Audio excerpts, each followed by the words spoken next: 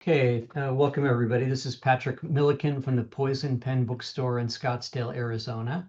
And today my guest is Gregory Galloway, author of numerous books, As Simple as Snow, Just Thieves, which was a selection of our hard-boiled discussion group, or excuse me, hard-boiled collectors club, when that came out a couple of years ago now, I think. And now a brand new book that we're going to be discussing today is called All We Trust. So welcome, Greg. It's great to see you. It's good to see you. Thanks for having me. Yeah, so the book's been out for a couple weeks now, and we were just talking before we went live. You've been making the rounds in this new publishing landscape, doing a combination of different events. Is that right? That's right. Yeah, the combination of um, some Instagram things, some Q&As here and there, as well as some Zoom events and some in-person events. It's changed a little bit. I know the sort of last time I was with you was maybe near the tail end of the pandemic, so almost everything was Zoom. So it's sort of nice to be back in bookstores and, obviously Yeah, need to get out and see you guys in person someday. that would be great. Definitely. And yeah, your new book, All We Trust, is published by a publisher that is near and dear to me, Melville House. I really love what they do. Very interesting publisher. Um, has it been a good fit for you? It has. This is my second book with them, and there was a nice little stable of crime writers that we had over there. Joshua Perry and Daniel Weisman. I'm sure you're familiar with those books Yeah, that I came out of really like Melville those. House. So it's sort of like I'm very happy to be at Melville House and happy to be with those label mates. Definitely. And they've done in the past, they've tried out reissuing some really interesting, like Derek Raymond, who's I think Yeah. Yeah, they had a incredible. great international series that was obviously before I started publishing with them that they republished. Yeah, and Derek Raymond I found just because, he was on sort of on their backlist and discovered him. Yeah, he's sort of one of my introductions into that brick grit style, and I just loved his stuff. I think Jacob Arjoni or Arjuni they did as well. Hmm. And of course, these are books that we love, and they sell about five copies. But Yes. uh, but I really like that they've done that. Uh, Yeah, and I think Raymond for sure, his influence is like far outpaced his, maybe sellability, but for sure, for sure. Yeah, yeah. definitely. There are a lot of British. Ian Rankin cites him as a Yes. huge influence. Yeah. Yeah, but we're not here to talk about Derek Raymond. Although, have you read Raymond's memoir, which has not been? No, I would like to. Have you? Yeah, it's Of called the course. Hidden. It's called the Hidden Files. Hmm. I had to pay handsomely to get a copy of it, but you can find them. And there was talk for years about somebody bringing out, an American edition of it. So hopefully that'll happen. Yeah, I'll have to track that down because I really do like his stuff a lot. Yeah. And and it sort of fit into this book, oddly enough. He was my editor at Melville House, Carl. He is a Brit, and so he was sort of Hmm. extolling the virtues of a lot of the British writers that I hadn't read.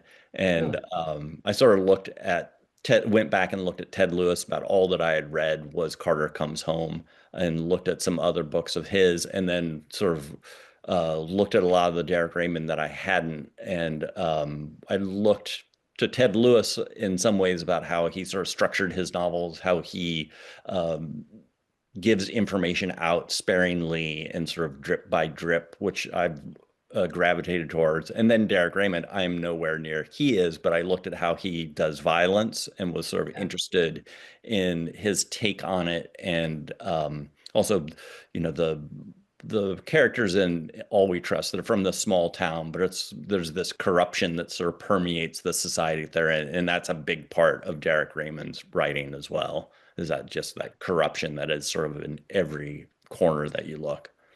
Right, right. Now, I understand from reading the afterword or the acknowledgments that this book kind of came from a very specific period in time after your father died. Can you talk about that at all? Yeah, I had finished a book and was sort of in between projects, and then my dad died. He was 94. So he had a long, great life. And I thought I was prepared for his passing. And, grief does strange things to you. And for me, it was, um, I didn't know what I was going to write, which I haven't really had happen to me much. And I then that sort of became like, do I want to write something else? And my father was one of those people, I left home, graduated high school and didn't go back. So for most of my life, my father's sort of been this voice on the phone. We talked at least once a week, two, three times a week. And he always ended every call with the same phrase, keep writing. And sort of like not having that, I think, in my life, sort of, even though it had been ingrained to me, it's what I do. I sort of write every day anyway. Like just not having someone around to say that, like impacted me more than I thought it would. Um, so this was a bit of a struggle. And when I sort of got the idea of the book about these two brothers who sort of suspect each other, I sort of saw where it was going to go, and I didn't know if I wanted to follow them there. And as you know from reading the book, it sort of gets into divorce and death and betrayal and all of those things. And it ended up sort of being a personal book, not autobiographical in any way, but sort of a personal book. And I think that's also the state that I was in, which was, sort of through a lot of the anger and all those emotions that you have when you've lost someone close to you. And I think they sort of come out in the book in different ways. And didn't you say there was like even a specific line that kind of encapsulated? Yeah, so I had this phrase, and it was, if he wants a war, I'll give him a war.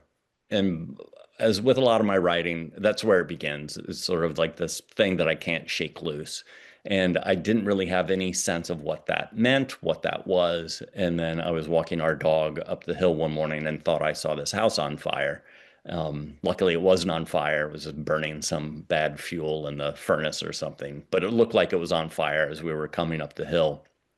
And as we got to the top of the hill, like it just clicked. I knew who the two main characters were. I knew who was saying, if he wants a war, I'll give him a war. And it sort of was the impetus for the writing and sort of opened this door that, as I said, I wasn't sure I wanted to walk through, but I did walk through it, and it ended up being this novel. Couple questions right off the bat. Do you have a brother? I do. I do. He's much older than I am. We don't Okay. live in the same town. Yeah, he's about ready to retire from NASA as an aerospace engineer after like 30 years. Oh, wow. Okay. Yeah. So would he be Al or would he be Peck? That's a good question. That's a good question. If he were the two, I think he would more be, I think he would be Peck.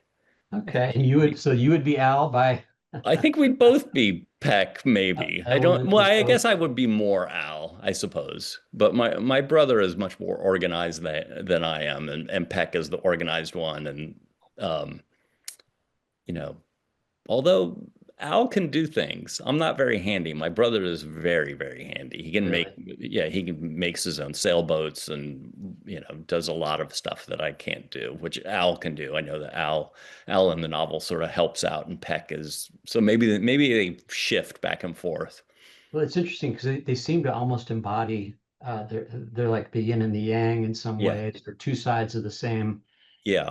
There's the Yeah, and that's shadow sort of side. how I wanted it to function is that, but as you know from reading the novel, is they can't really function apart from each other. They sort Exactly. of need each other. Right. And that's sort of the tension of the novel, which is they suspect each other. They think each one thinks the other is betraying them, but they still have to do their job and they still have to do this money laundering and they sort of have to go through the routine of working together. Um, and basically solving some issues that they have while despising each other. Yeah, before we get too far, can you kind of just give just a basic introduction to the story and what the book is Sure. really about, and then we can Yeah. go from Yeah. there. So the two brothers, Peck and Al, and Peck is the narrator of the story. Um, they have been having these front businesses. One owns a bar, the other one owns a hardware store and sort of a small northeastern town. And at the beginning of the novel, they suspect that each one is turning against the other. One suspects one of maybe handing over evidence to the district attorney, and Al's hard drive goes missing, his external drive, um, which has some crypto money on it, and he thinks his brother has stolen that. And there's a Peck's daughter is at play in it, who becomes involved in the two brothers squabbles, her father and her uncle, and she is sort of the catalyst for some of the troubles and also the solution to some of the problems that they have. She's one of my favorite characters in the book. Do you have a teenage daughter or did you? No, no, I No. do not. Yeah. Maybe Um, she's me. what's that? He said maybe she's me. Maybe. Yeah. It Yeah, could be the writer who's coming in. She's almost like the editor of the story. she is. And so the conceit, which I found, which is really cool, is that, yeah, Peck's actually writing this down. You get that sense in a lot of books, although it's never really explicitly stated that, well, I'll just relate to you the story as it happened. But here, she finds a manuscript really of him writing down things. And so she serves in a way as the editor in some ways, and also she has the useful function of giving the reader information that we need that he's not given us. How did you navigate that? Yeah, it came about when I think there's an exchange between them that he asks her who she's with, and she mentions a name, and he doesn't know who that is, if that's a boy or a girl. And I think that idea of it led me to think that she had to be telling part of the story. And that combined with there's a lot of crime fiction that is sort of confessional, that is bothersome to me, that Hmm. especially in first person, that people admit to things that no one would really ever admit to. And so this allowed the narrator Peck to sort of tell those things, and it starts off of him really wanting to set the record straight about his brother, and he's going to put out the evidence that he's right in this battle that they have and his brother's wrong, and he ends up talking about sort of his life of crime. And so the daughter sort of comes in and very explicitly says, well, I'm not going to allow my dad to like confess to these things. And Mhm. then he also has false confessions in there, and so she sort of tries to set the record straight in terms of this narrative he's trying to shape. Right, right. So I love the way you kind of set up um, how these two brothers who come from different fathers, correct? That's right. How they get started. And some people it just seems are sort of wired for it, or wired for the criminal life. It starts out with the potato chip guy. Tell us about him. Yeah, so Peck and Al, they're very close in age, and they really don't meet until they're in high school. And at first, they don't even know that they're brothers. Um, and they see an opportunity to rob a guy who delivers potato chips, sort of the small bag of potato chips you see at the convenience store, and they rob him, and they get caught. And so this guy makes him work off the value of what they took. And as they start to work for him, they realize that this guy does more than deliver potato chips, that he's part of this money laundering operation. And he not only starts to teach them the money laundering side of it, they sort of realize that they are not going to advance within this criminal organization until they get rid of him. And so they conveniently sort of take care of the potato chip guy and then move up in the ranks and start running their own operation. What kind of rabbit hole did you have to go down when you started researching? I would love to see like your browser history. Uh, Yeah. I think researching. especially for this book, I think my browser history would get me into a lot of trouble because I did have to do a fair amount of looking into money laundering and how that was done. And then as I said, one of the brothers has crypto on an external drive. And when I was writing the novel was really a volatile time for crypto where the value was going up and down quite rapidly. And it's also, I do think that was a key function, especially a couple of years ago, of crypto, which people were using it to hide money and do all that. So it's like I did have to do a fair amount of research on just sort of the criminality of money and way people hide money, and also they go to Mexico in the novel. So I was looking into sort of transnational money laundering and all of those things. I think I barely scratched the surface of what actually goes on. I'm sure, yeah. Did you find also that, you know, were your eyes opened as to how widespread this is and how, the people that you'd least expect in your neighborhood are involved in some of these things? Yeah, so one of the things I looked at was criminal cases, and I was shocked at sort of yeah, how close to home a lot of those criminal cases were. And then I also discovered, just the yeah, proliferation of sort of ATM machines for crypto. They're in like gas stations and places that you don't necessarily think of them being. And, it's one of those things that I think is sort of sneaked into the culture, mainstream culture, without people realizing it. And in fact, it's like, even most people that you talk about crypto with, they really don't know what it is other than sort of this abstract idea of it. And then, Right. and also it's like, I think when I was writing the novel, it was sort of like casino money. It's like the chip that has a lot of value when you're in the casino, but once you walk out of the casino, you can't spend it on anything. That has changed somewhat, but it was more of a closed system, I think, when I was writing the novel. There's also like this sort of moral middle ground that they have to engage in, and it comes in there are different examples of it throughout the book where I think they're talking early on about about cleaning up dirty money and also kind of filtering counterfeit currency in. And I can't remember who says it, which of the two brothers, but he's like, you know, if you can't tell that this is counterfeit, then it's not counterfeit. It may as well be a legitimate bill. It's almost like if it, uh, yeah, I mean, there is sort of this moral kind of gray area Yeah.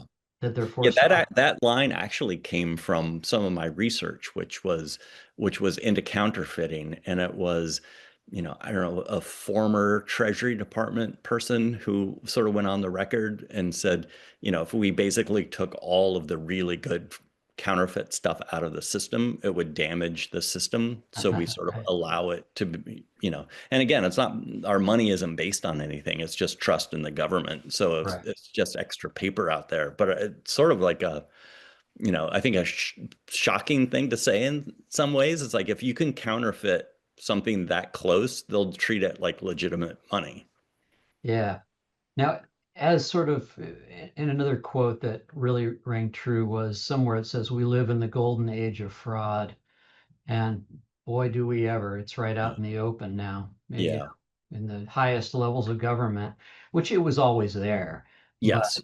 now it's just like, Yeah. Sort of unapologetically. yeah, Yeah. And it's, I think it's like, it's, it's sort of everywhere that you look. It's in government overwhelmingly, and it's in business overwhelmingly, and the intersection of the two. And it's sort of, yeah, it's like, you know, grift is the name of the game. and we're kind of, we're all implicated in a certain way. Um, but it is, how we kind of ease across the line, and Yes. what's acceptable. Yeah.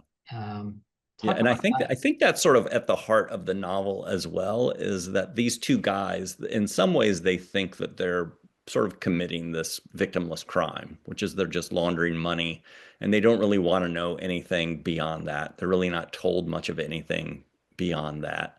And it's a self-deception that I think a lot of criminals do, and a lot of people, we rationalize our behavior no matter what it is. We rarely do something that we think is deliberately wrong. We try to come up with reasons that, oh, we think our behavior is right, even when it's wrong.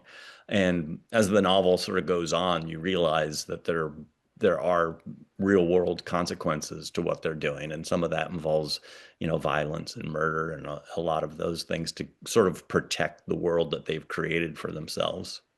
Right. Now, we're getting into the territory that that you would call noir, or somebody would. Mhm. And do you what do you think when people call this? It says right in the book, it's a or someone quotes it, it's a perfect noir novel. Mhm. Alma Katsu, who's a terrific writer herself. Yeah. Um, do you think that's an accurate tag in the case of I this book?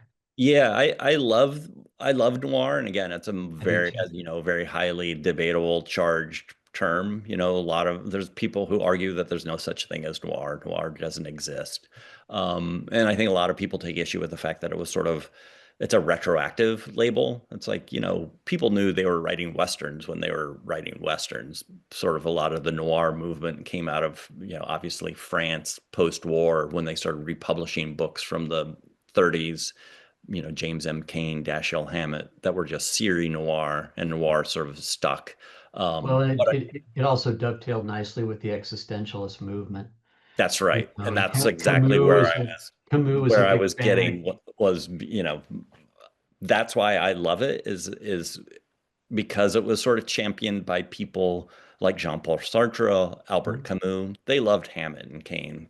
They studied them, and you can see them reflected in their philosophy. And I think that for me, it's like noir as a genre sort of gets at those philosophical questions in a hurry and in a very entertaining way.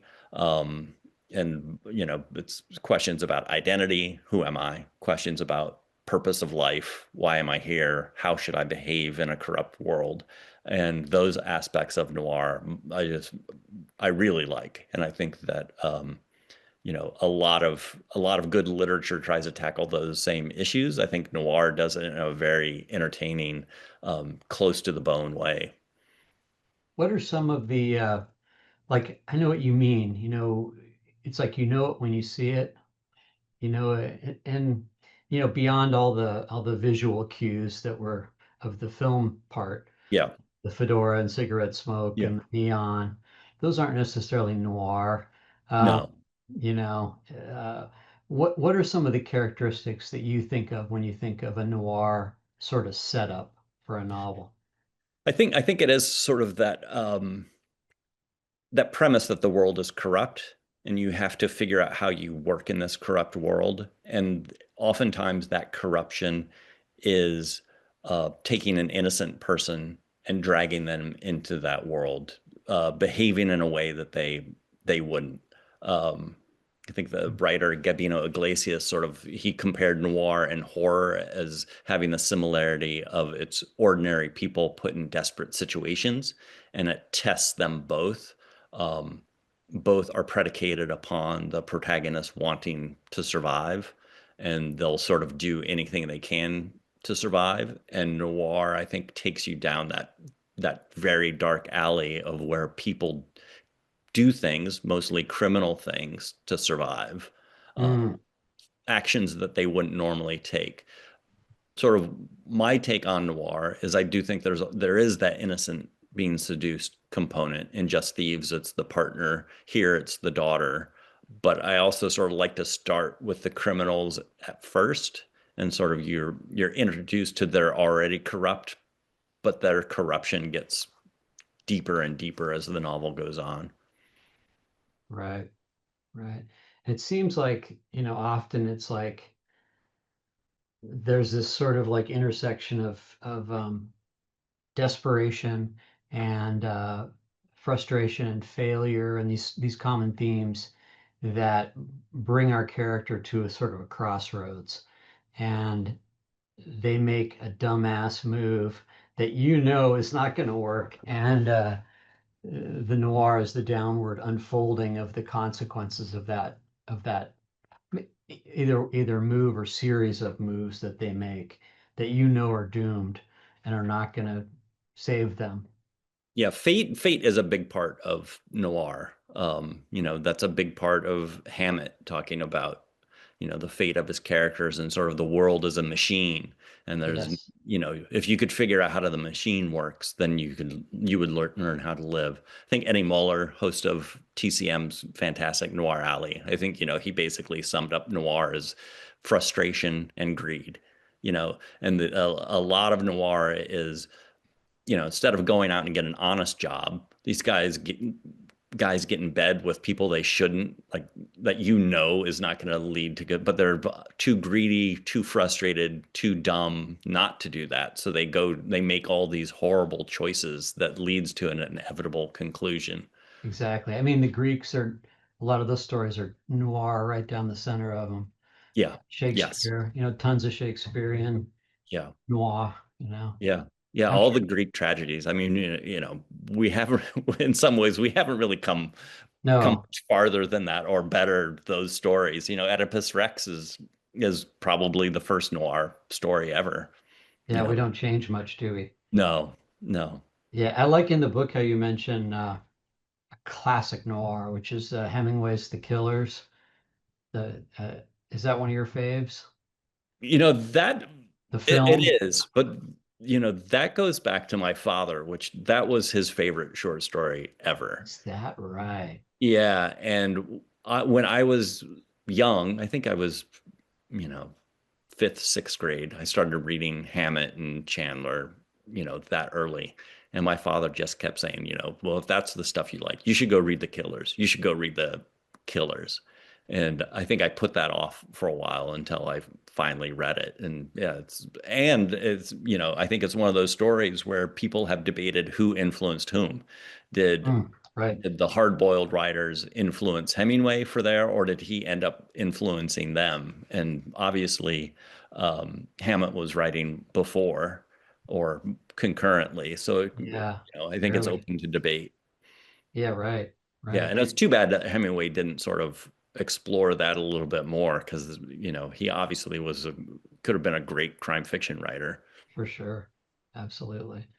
Well, I indulge me and tell me a little bit more about your father. I mean, not to be Freud here, but um, I mean, just that little nugget that was his favorite short story is like, whoa, tell me more about this guy. Yeah, so for me growing up, he was a juvenile probation officer. So he dealt with kids in trouble, troubled kids, which, made me very popular in junior high and high school, as you Oh can my imagine. God. Yeah. But before I came along for a brief time, he was a high school teacher, and that's really sort of what he wanted to do. He became a college professor and a high school teacher after Hmm. sort of as his second career after he retired. Um, but he always loved literature. He did love Hemingway. Um, and Is that what he taught? he taught speech composition, and I think he taught a little bit of literature. Also, he taught in the state penitentiary in Iowa for a number of Okay. years, and our house was populated by kids in trouble who didn't have anywhere to go, and they would stay with us. Some stay for a short while, some stay with us for a long time until they got a foster family or something.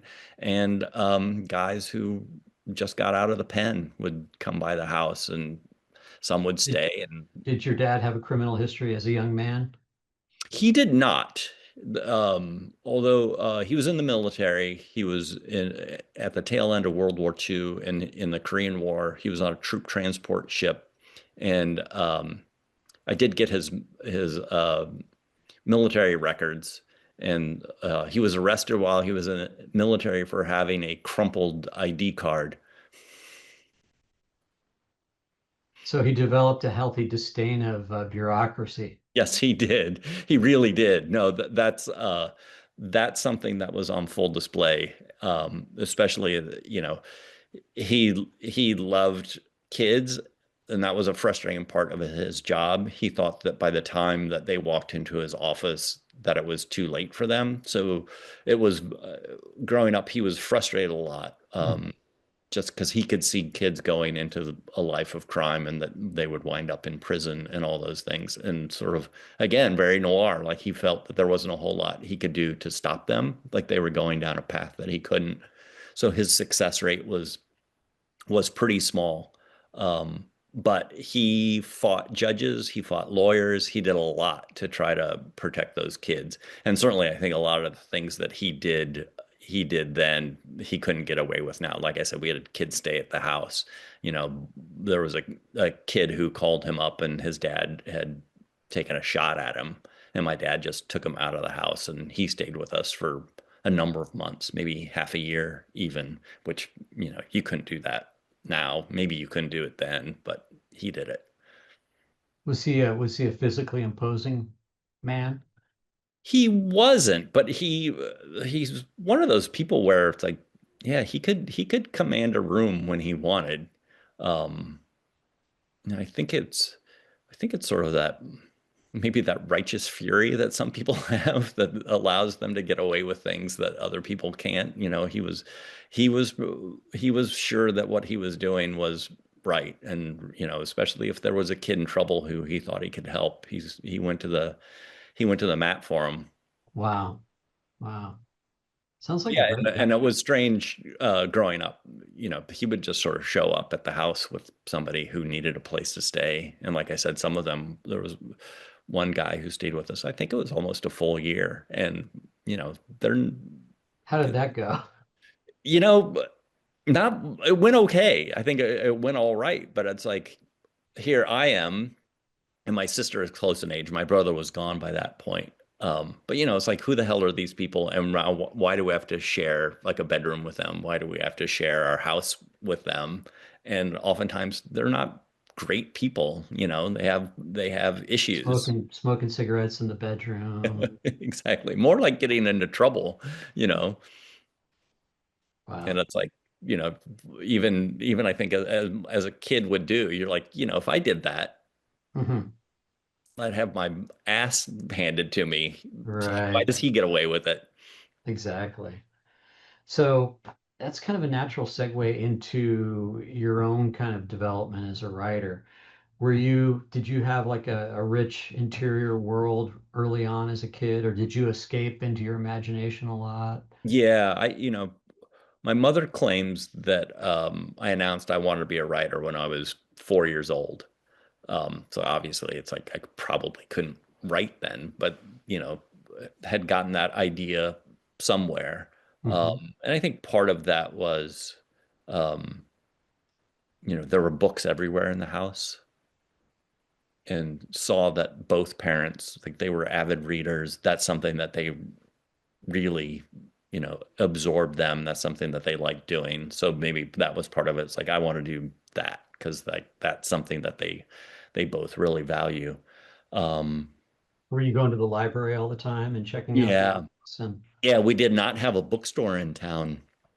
I think till I was in junior high. So we went to the library, and I think it was about the time I was, you know, devouring Agatha Christie, Sherlock Holmes stories, all of those. There was I think a book sale at the library, and the librarian knew that I was reading that stuff, and so she after the book sale she got a bunch of stuff that didn't sell, crime fiction that didn't sell, and gave me that box. And it had like Earl Stanley Gardner and people like that, but that had Dashiell Hammett. It had Dashiell Hammett in it, and it's like, that was like wow. striking gold for me. It was like, this is my guy. This is what I want to do. So I always wrote. I always wrote on my own. Um, and then sort of went to Iowa knowing that I wanted to get into the workshop, and then applied for both fiction and poetry at the writer's workshop and got into the poetry group. And so I studied poetry at Iowa. Wow. Yeah. Who was there when you were there? I had some great, well, Gerald Stern was there, Jim Galvin was there, Marvin Bell was there. Um, those were on the teacher side. And then some visiting teachers were Ann Lauterbach, who was terrific. Arthur Vogelsang, who was terrific.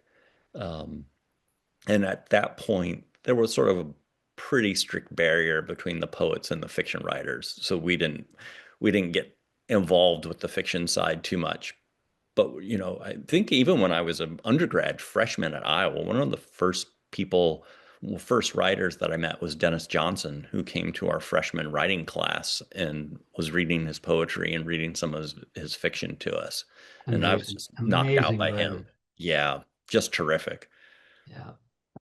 He's one of the rare ones that, you know, some of his short stuff is just so remarkable. Jesus' Son, of course. Yeah. But then I mean, he's also really effective in a larger canvas, on the bigger, like Tree of Smoke, this big old Yeah. doorstop, and Yeah. some of the other ones. Yeah. No, he could do everything. Yeah, it's like, yeah, from that scope to then Train Dreams, which is a very spare novel, but is also expansive I in a haven't read way. that one.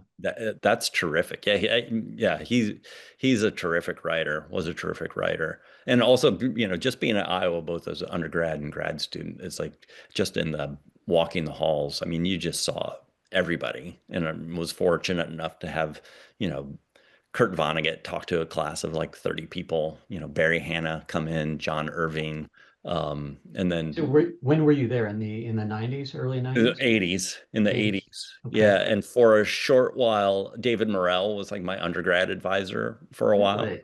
Yeah.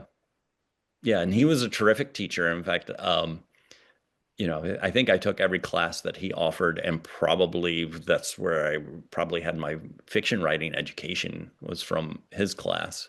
And the fiction writing classes I took as an undergrad at Iowa, I was handing in crime fiction stuff there, and that would routinely sort of get dismissed at the time, which I think has changed a lot. It was not a place to be writing genre fiction. Whereas now I think they even have like a whole speculative fiction class you can take.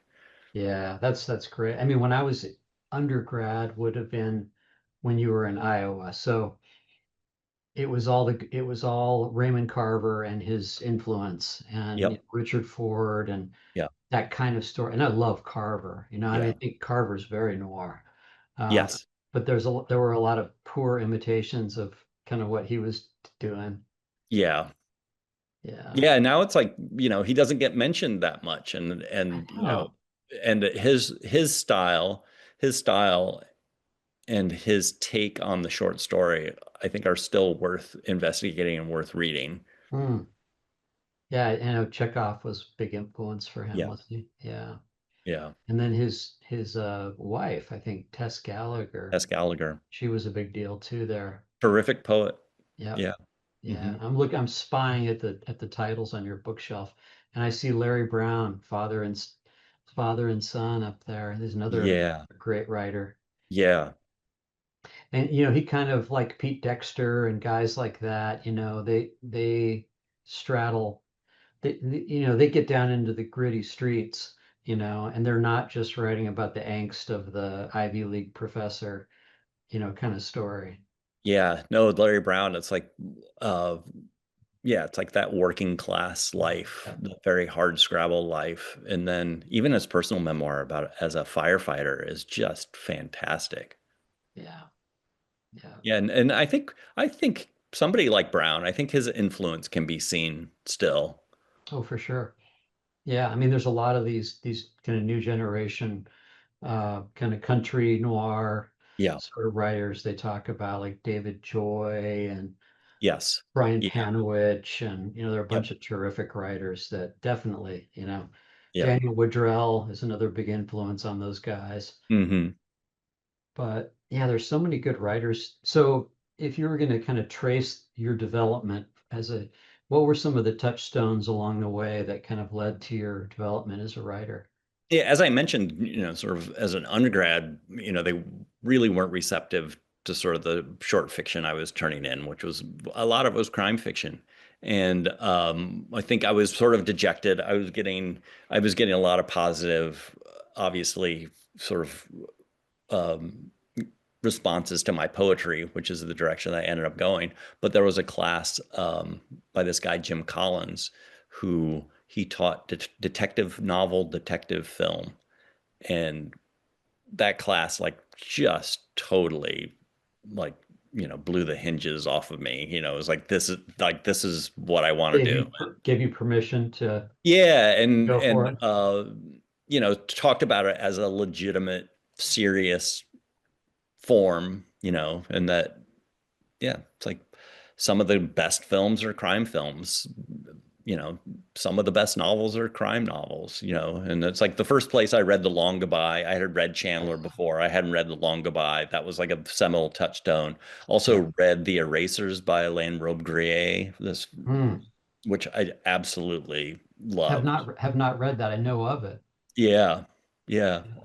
Published, I think, 1953, and sort of harkens back to Oedipus in very Hmm. interesting ways, and sort of subverts noir in a lot of ways while expanding it and paying homage to it. It's sort of a detective who's going to look for um, a murderer who may or may not be himself. So very Oedipal in that regard.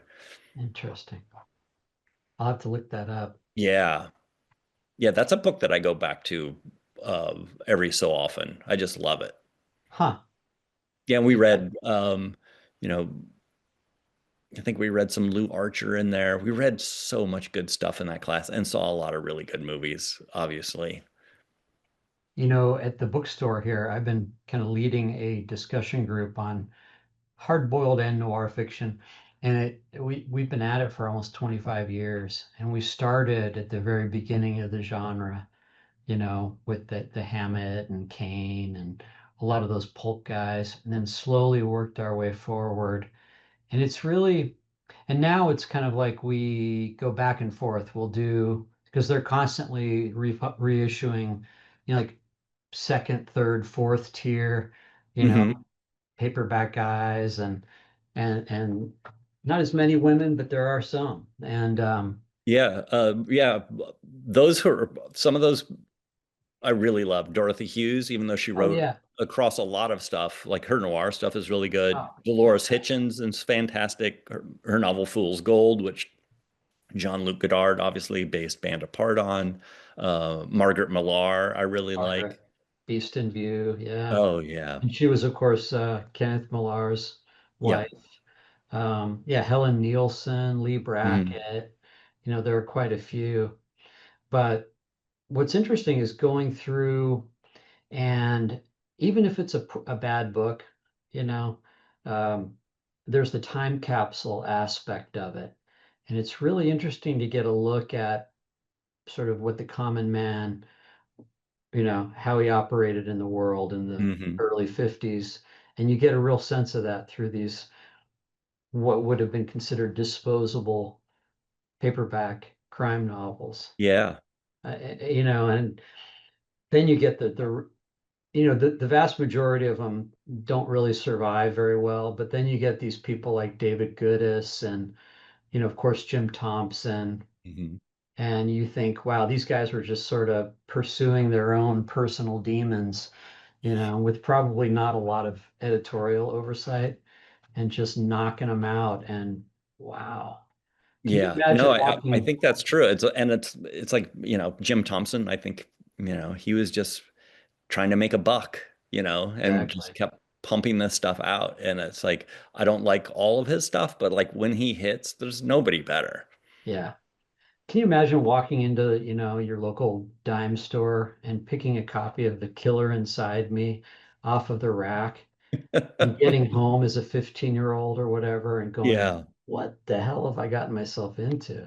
Yeah. I wish I had seen those racks. Unfortunately, I think the racks that we had were things like, you know, Tobacco Road and, oh no, this that is that we much had later. some Steinbeck we certainly had, but also it's like The Shadow, Doc Savage, Conan the Barbarian, Edgar Rice Burroughs, a lot of that stuff. That's fun too. That was a lot of fun. I loved all that stuff. Hmm. Hmm. Hmm. But you would Are see that you, at like the drugstore, are you familiar with Joe Lansdale's work? Yeah. Yeah, I think he's a national treasure, and the way he kind of combines all that stuff, you Hmm. know. into a mix, I think is really remarkable. Yeah, one of the best. Yeah. Um, hmm. So what else can we talk about with the book without we don't want to spoil anything here. Um, Uh, I will say that the novel takes a couple turns, which is the brothers have to go to San Francisco on an errand to try to retrieve the external drive that's been stolen. And then to get out of this mess they've sort of created for themselves, they have to go to Mexico.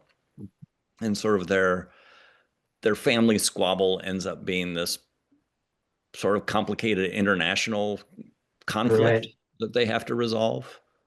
Yeah, it's great. You don't really expect it, because we're in this very small little sort of Yeah. insular community. And yeah, the ramifications of what they're involved with has these enormous ripple effects and it just keeps growing. Yeah. And so what I sort of enjoyed about that aspect was that everybody has a routine in the novel. Obviously, Sarah, the daughter, she has to go to school. The two brothers have their routine. They have to collect the money, they have to deliver the money. Everything is sort of programmed. And then as the novel goes on, that routine gets disrupted over and over, and they're constantly trying to get back to this life that they've carefully curated for themselves that sort of Mhm. keeps getting just screwed up more and more. Right, right. Because they crossed those series of boundaries, Yeah. and now they Yeah. can't undo that. Yeah. Yeah. And Zeno, the dog, got to be based on yours. Yes. Yes. Yeah. It's walking her up that hill sort of gave me the idea for the book, so I had to include Zeno in there. Have you had any, it seems like this would be perfect for a short run television series if it was done right. It's very visual. Have you had any luck selling the rights yet? Not yet, not yet. This has sort of been true for my stuff, which is even as simple as snow. Those conversations went on for 15 years, maybe that it was going to be a movie, that it got very close. Then it was going to be a series somewhere. There was a pilot that was done. Um, Even Just Thieves, we've sort of been down that road. Um, so you know, for all the bandwidth that we see out there and all the stuff that gets released, there's just a ton of stuff that doesn't make it for whatever reason. So it's like I don't hold my breath on that stuff. But As long as the check clears, right? exactly, exactly. That's Keep what you somebody going. said was like, just shut up and take the money. Take their money, Yeah. right? And how about foreign sales? Yeah. Not sure. It's in the UK, and I'm not sure where else. Just Thieves just came out in German. That is always like a lagging thing. So, sort of once because they have to go obviously go through translator and all that stuff. So I can't remember where All We Trust is coming out, but it will probably come. Yeah, yeah, definitely. Seems like it would be a natural for France Yeah, and Italy and some of those yeah. markets. Italy I haven't done. France I have. France, Russia, Germany, Turkey, oddly enough. Is it surreal to get a little package with a Russian language edition of one of your books? Yes. I Yeah, bet. I love it. Yeah, Yeah, this is like, it's more of an art object for me. sure. I wish I could read Russian or any other language for that matter, but yeah, it ends up sort of being an art object. Yeah. I know this book just came out, and what are you working on now? I just finished a manuscript that the agent has, which is um, about a young man who comes across a single car accident. And there are actually two of his friends who are in the car, and one is killed and one is badly hurt. He calls 911, and as he's waiting for the ambulance to arrive, his friend, the other passenger, dies. So he leaves. And what they discover is that it wasn't a single car accident, it was actually a robbery murder. And so the guy who stops to help as the novel progresses, he becomes more and more implicated in it and more suspected of this murder robbery, and he's trying to extricate himself from that suspicion. Wow. That sounds great. I hope so. I hope so. Yeah. Based upon a story you read somewhere? No, it was. I don't know where I got the idea from that, to be quite honest with you, Patrick. I have to think about that. I'm not sure where I got the idea for that. Um, it's probably like a local accident that happened up here. Right. Yeah. Um, I imagine it's funny how little, your antenna pick up these little tidbits from all over the place. And yeah, yeah, that's exactly how it happens. For me, it's usually like a phrase, like this was that sentence. Just thieves. It was that conversation between the two partners about sort of value and worth, what has value. So it's almost always language that leads me to that. And I don't know that that's the case for this one. I have to sort of rewind and think about the genesis, but it's always some little fragment that just sort of I can't shake loose for whatever reason, sort of demands my attention, and then sort of spin it out from there. are you a fellow true crime enthusiast? I don't read a whole lot of true crime. I've read some really great true crime, and there's a lot of really great true crime, but Talking about sleazy documentaries and yes, television yes. shows. I mean, I'm all over it. Yeah.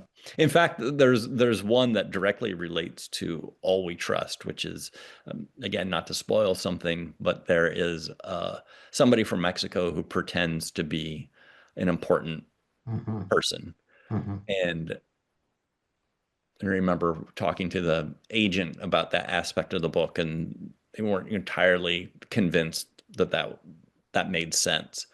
And we came across this documentary. I think it's called Operation Odessa. Do you know that documentary? No, Check that out. I'll no. follow up with you if that's not what it's called. But it's about these guys in Miami who they wind up buying military helicopters from Russia, and they're going to sell them to the drug cartel in South America.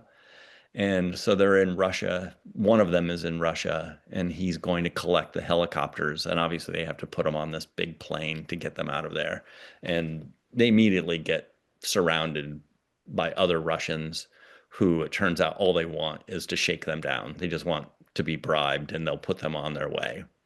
And so the brother or the one of the guys calls up his partner and he says, I need you to come here immediately and help me out. And when you come, just remember you're Pablo Escobar. And so he comes and pretends that he's Pablo Escobar and cuts a deal with these guys. And he's like, I can't pay you money for your bribe, but I can give you cocaine. And so then they let them go. And then, of course, it's a documentary all of double cross. Wow.